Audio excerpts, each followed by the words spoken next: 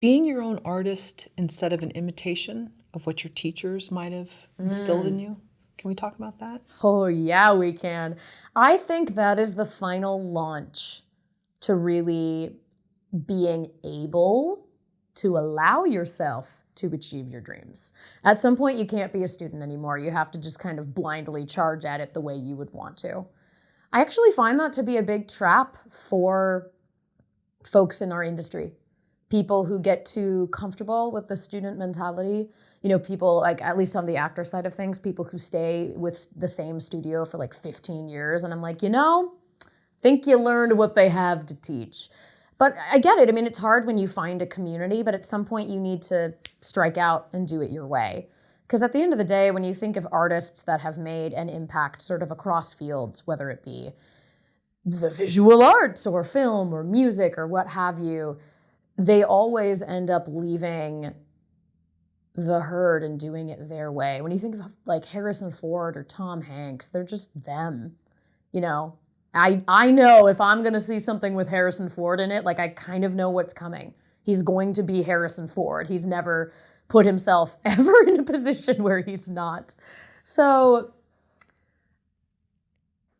when I teach my students or when I mentor folks, it's always from day one, it's always about, what do you want to do? What speaks to you? How about you bring the material in that you think is interesting and exciting? Let's go from there. Hey, why don't we build a project off of that material? Oh, is this your calling? That's fun. Like I want to find what lights them up and go from there. And that's how I also steer my own career, is like, if I can't make a choice, whether it be something as like in front of or behind the camera, I can survey my mentors, I can talk to teachers, I can coach all day long, but at the end of the day, I have to make a decision. And that decision is going to be made off of my own gut instincts. I might be looking for reinforcement from other people, but at some point, you have to have the courage to fail forward.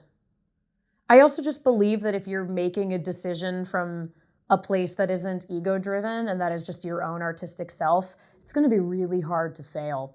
But if you do fail, it's going to actually be a learning experience where you're going to be able to be more honed in to what you need to do better next time. You have to be willing to make that leap at the end of the day. How do we learn from a teacher without making them a quote unquote guru? Mm-hmm. And then if we leave the quote unquote nest, then we can bring a little bit of our own flair to it. Yeah, I don't know that there is a way to not make somebody a guru in that that's their choice. I've worked with teachers where it's like, gather around me, my students. And it's like, well, you chose that and I can't tell you to not choose that.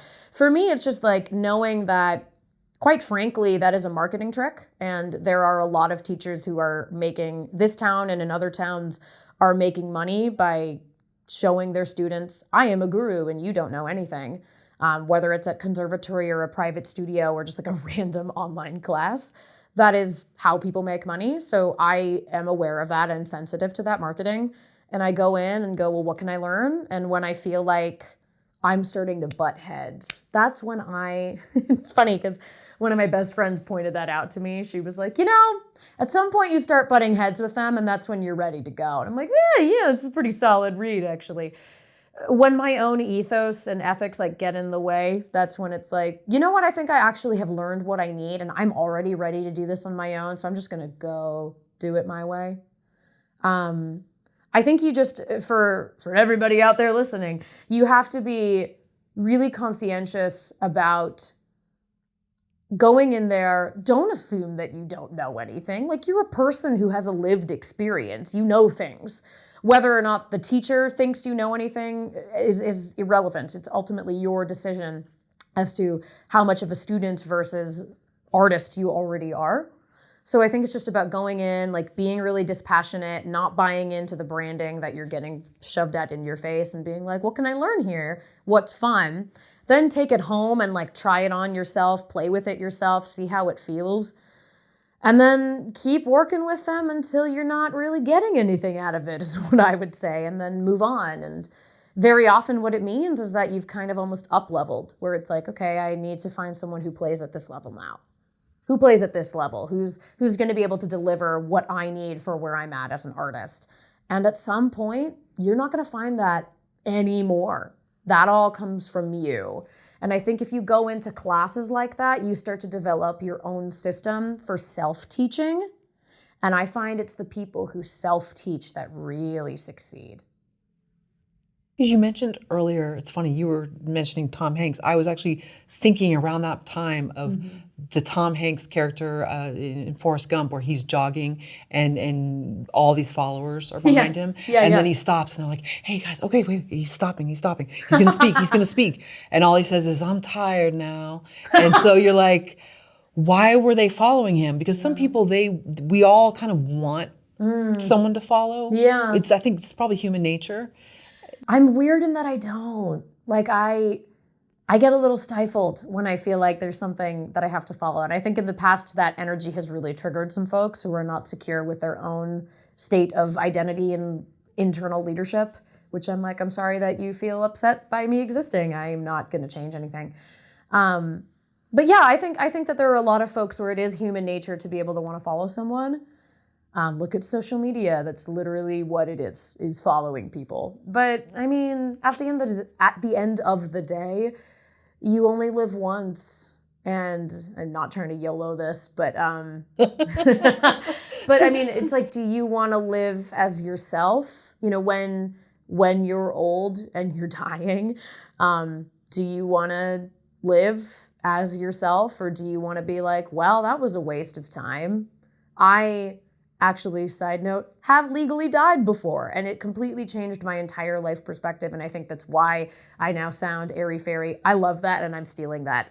Airy-fairy is my new favorite phrase. But it changed everything for me, because it's like, well, okay, that happened. Like, that is going to happen again at some point, so I'm going to make the most of the time that I have, rather than try to delude myself into thinking that I'm an immortal being. And so I want to live as myself. I want to live in alignment with my values. I think that too many folks are blinded by the sort of consumerist principles that we're taught as kids. I mean, literally taught, right? Like indoctrinated into brands from a little kid. I sound like a rampant communist. I am just a person who notices things, and I'm very nerdy about branding. Just going to say that right now. But we really are indoctrinated to things like McDonald's or other brands that are like household names. You're a child, this is normal. And it's almost like we're taught to value those brands more than we are taught to be still and start to discover what our own value systems are. Because I really believe that if you know who you are, you know what you believe in, you know what you stand for, and you live in accordance with that, you're going to live a life filled with purpose that is aligned with your true calling, as it were, so that when your time has come and it's time to leave this planet, you can say, yeah, I'm happy with what I did. And sharing only what you want to share about it. You said having it's a weird near-death experience. Yeah, I'm totally comfortable talking about it. So what changed afterwards? Was it a gradual changing? It was pretty immediate. Well, I guess I knew what happened. Like, I can concretely say, cool, I know what's going to happen when I die, which took the fear out of it. So then it was like, okay, paradigm switch. It's not about being afraid of death. Like, I can't stop it. It's going to come at some point. It's just use the time that I have now. Don't take it for granted, with the caveat of like, mental health happens and sometimes you really don't feel great. And then it's like, be kind to yourself, please. But in terms of now, it's just, I'm going to work really hard every day. And if I don't feel good, I will take care of myself and then proceed to work really hard with the time I have. Did you change any life habits in terms of maybe being on the fence about a career before and then knowing this is what I meant to do? It's not that I changed like careers. It's my mindset that changed. It's like all of a sudden I wasn't scared anymore of a lot of stuff. I was just like, meh, nothing is altogether alarming. And if anything, it kind of evened out the playing field. Like, we all will die. Every person watching this, I'm sorry to report, you will die one day. We're all going to die. And that means that I am the same as Tom Cruise. We are the same as a houseless person that I have yet the pleasure of meeting. We are all the same. It's the great equalizer. And we all have the same gift of being here on this planet. We all have the gift of time. We may not all have access or privilege to be able to do what we want. I will not deny that I'm very fortunate in the life that I was randomly born into, but that doesn't change that we have undeniable things like time to be able to work towards what it is that we ultimately want.